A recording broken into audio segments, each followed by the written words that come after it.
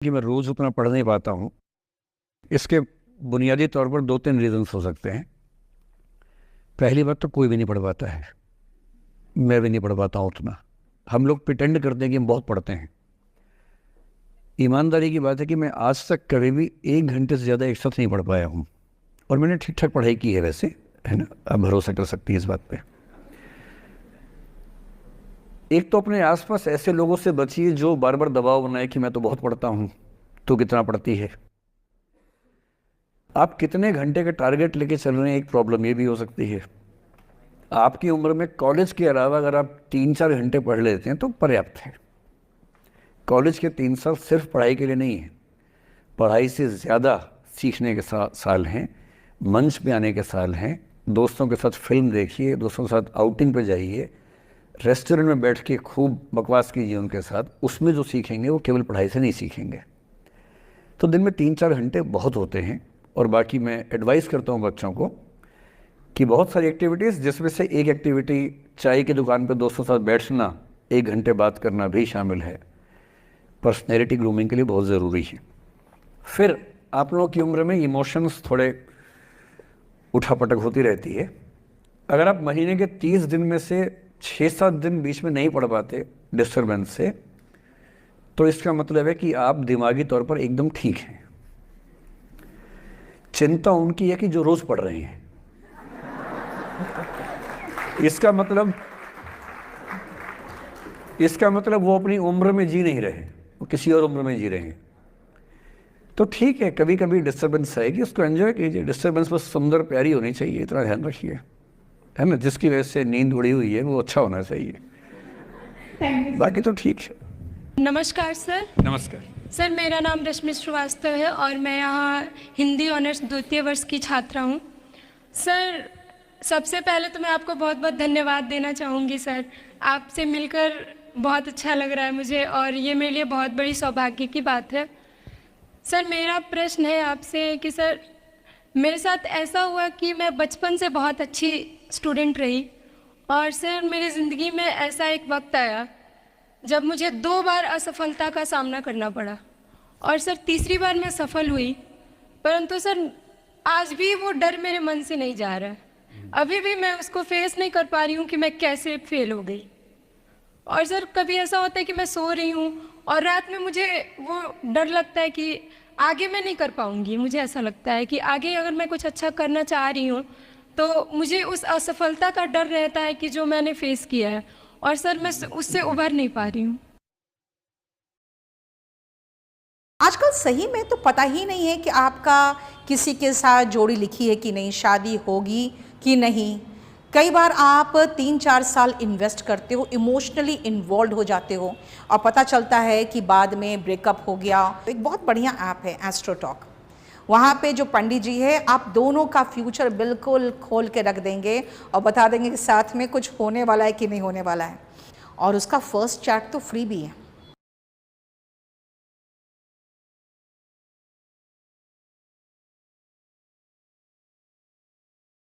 मतलब मेरे ख्याल से ये असफलता आपसे ज़्यादा आपके माहौल की, आपके पेरेंट्स, आपके टीचर्स की है कि उन्होंने आपको, मतलब कुछ बच्चे अपने आप से इतनी उम्मीद पाल लेते हैं कि फेलियर झेल नहीं पाते। आप वैसे बच्चों में हैं।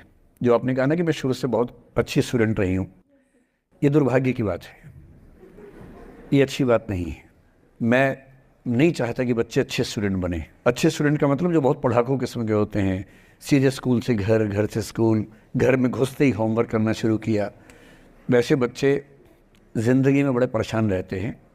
बच्चों को होना चाहिए छटा हुआ टाइप का, शरारती, बदमाश, मतलब काम भी करें स्कूल का, लेकिन बेसिकली आपको स्मार्ट होना है, कॉन्फिडेंट होना है।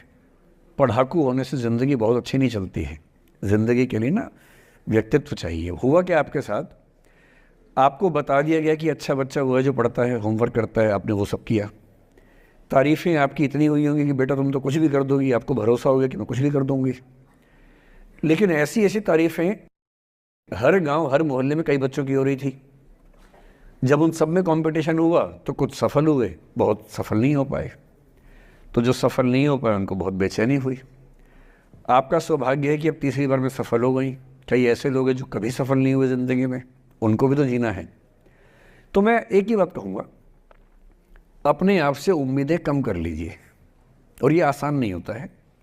इसका तरीका ये है कि एक दो ऐसे अच्छे दोस्त जो अच्छे भी हैं, दोस्त भी हैं, और बहुत उम्मीदें ना रखते हैं, ना आपको रखने देंगे अपने आप से। डायरी लिखने से लेकर कुछ अच्छे उपन्यास पढ़ना, अच्छी फिल्में देखना, जो आपको सहज होना सिखाएं, न कि महान होना सिखाएं। महानता से बड़ा कोई रोग नहीं है, इस चक्कर में नहीं पड़ना है, सामान्य होना है। असली जद्दोजहद सामान्य होने की है, महान होने की नहीं है, सहज होना है। तो अपने आप से क्या कहना, रोज़ कहना है, कोशिश पूरी करूँगी, सफलता मिल गई तो बढ़िया, नहीं तो क्यों डरे, ज़िंदगी में क्या होगा, कुछ ना होगा तो तजुर्बा होगा, और भाड़ में जाए सीधी सी बात। नमस्ते सर। सर मेरा क्वेश्चन थोड़ा सा इनसे अलग है। सर जैसा आपने कहा कि लेट गो करना चाहिए, लेकिन क्या करना चाहिए? लेट गो करना चाहिए। हमने भी ये चीज़ सुनी है कि जिसके नसीब में जो लिखा होता है एक दिन उसे वो मिलता ही है, तो उसके लिए हमें परिश्रम करना चाहिए। तो सर एक इनके बीच में क्या एक थिन लाइन नहीं है कि हमने सोचा जैसे 71st डे पर मुझे ऐसा लग रहा है कि अब मुझसे और नहीं होगा, अब मैं नहीं करूँगी, माना कि वो गिव अप भी कहा जाता है, लेकिन अगर मेरे नसीब में है कि नहीं यार कल ये तुझसे हो जाएगा, अगर मैं कोई भी टास्क कर रही हूँ कल ये कंप्लीट होगा, लेकिन मैं सोचूँ नहीं मेरे से ये प्रेशर नहीं हो रहा, I should let go this, I should start some other thing, तो क्या ये मुझे लेट गो करना कभी रिग्रेट नहीं कर सकते कि लाइफ में, यार एक दिन और ट्राई कर लेते तो शायद मिल ही जाता? देखिए, जो नसीब का मामला है, मेरे ख्याल से आपकी उम्र में नसीब को नहीं मानना चाहिए। दुनिया में किसी को नहीं पता कि नसीब है या नहीं, और है तो कितना है। सब तुक्का लगा रहे हैं, मैं भी तुक्का लगा रहा हूँ, ठीक। जो हार जाता है ना, उसको तसल्ली देना बहुत ज़रूरी है, वरना वो जी नहीं पाएगा। और पराजित व्यक्ति को तसल्ली देने के लिए सबसे अच्छा शब्द है नसीब, भाग्य, नियति, बहुत ज़रूरी है। और इसलिए एक उम्र के बाद गीता का सार पढ़ना बहुत ज़रूरी है। समझना पड़ता है कि सब कुछ हमारे हाथ में नहीं होता है, सच में नहीं होता है, पर इसका मतलब ये भी नहीं है कि सब कुछ किसी और के हाथ में होता है। अगर ऐसा होता तो बिना मेहनत करने वाले आईएएस बन जाते या कुछ भी बन जाते। ये हो सकता है कि आईएएस बनने के एग्ज़ाम में 10 ने मेहनत की, उनमें से 8 का हुआ, 2 का नहीं हुआ, पर यह नहीं हो सकता कि एक आदमी ने मेहनत नहीं की तो उसका आईएएस हो गया। बिना मेहनत के तो नसीब भी नहीं मिलने वाला है। इसलिए ये मान लीजिए कि कुछ ना कुछ चीज़ें हमारे कंट्रोल में नहीं हैं, लेकिन जितना कंट्रोल में है उस पर पूरी ताकत लगाएंगे, पूरा डिसिप्लिन रखेंगे, तो हम अपनी किस्मत सबसे अच्छी लिख पाएंगे। सबसे अच्छी मतलब बाकियों से नहीं, मेरी जितनी अच्छी हो सकती है उतनी अच्छी लिख पाएंगे। और इसलिए अगर आपको लगे कि मैं नहीं कर पाऊंगी कोई काम, तो उसको गिव अप ही कहते हैं। लेट गो का मतलब तब होता है जब आप मन भर चुका है, अब उसकी ज़रूरत महसूस नहीं हो रही। जैसे आईएएस बनने की कोशिश कर रहे हैं, नहीं बन पाए, तैयारी छोड़ दी, गिव अप है। बन गए, नौकरी की, मज़ा नहीं आया, छोड़ दिया, ये लेट गो है। लेट गो करने के लिए पहले हासिल करना पड़ता है, या हासिल होने से पहले उस मनोभूमि पर पहुंचना पड़ता है जहां हासिल होने का सुख आपने महसूस कर लिया और उसमें मज़ा नहीं आया, ठीक ही है, औसत है, तब छोड़ दिया। इसलिए आपकी उम्र को शोभा नहीं देता कि हम नसीब की बात करें, ये शोभा देता है मेरी उम्र को। तो 30-40 के बाद नसीब, भाग्य, नियति चलेगा। फिलहाल कर्म पे भरोसा कीजिए, मेहनत, डिसिप्लिन, और मोटिवेशन से ज़्यादा महत्वपूर्ण है डिसिप्लिन, ध्यान रखिएगा। मोटिवेशन का ग्राफ ऐसा होता है, फिर ऐसे नीचे आता है धीरे धीरे, डिसिप्लिन ऐसे रहता है। और डिसिप्लिन वाला व्यक्ति हमेशा मोटिवेशन वाले व्यक्ति से ज़्यादा सफल होगा, ये मान के चलिए। सबसे अच्छा क्या है? Motivation with discipline. तो कोशिश कीजिए कि नसीब पे ना छोड़िए, अपने भरोसे कीजिए। All the best.